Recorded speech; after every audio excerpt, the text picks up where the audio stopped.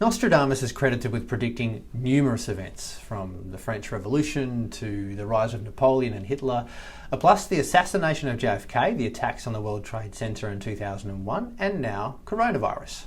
Not bad for a guy who lived in the 1500s. Although his writings are frustratingly vague, without dates, written in rhyming verse, and in a few different languages. Now, it's believed he did this to obscure the meaning of the prophecies to escape persecution from the Inquisition, which surprisingly he couldn't see coming. But this only makes it easier to align his words with many world events.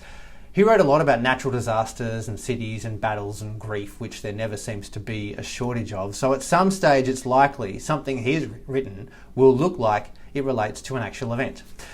All that aside, no one has ever been able to connect his predictions with actual events until after they've happened. His writings have never stopped anything from happening or changed how people have behaved.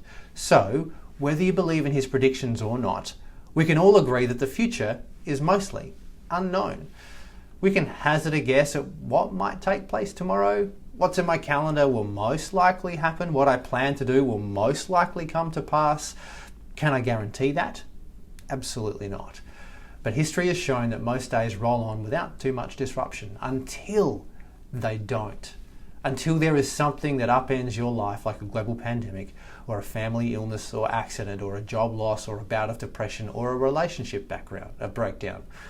After experiencing something like this, it is possible to look back and see some warning signs and think, well, I should have been able to see that coming. Maybe. But looking into tomorrow and predicting the outcome, especially when it ends up being a day that upends your world, is at best a shot in the dark with 4 lines that rhyme. You cannot predict the future. You can only control what you do with this moment in preparation for that future.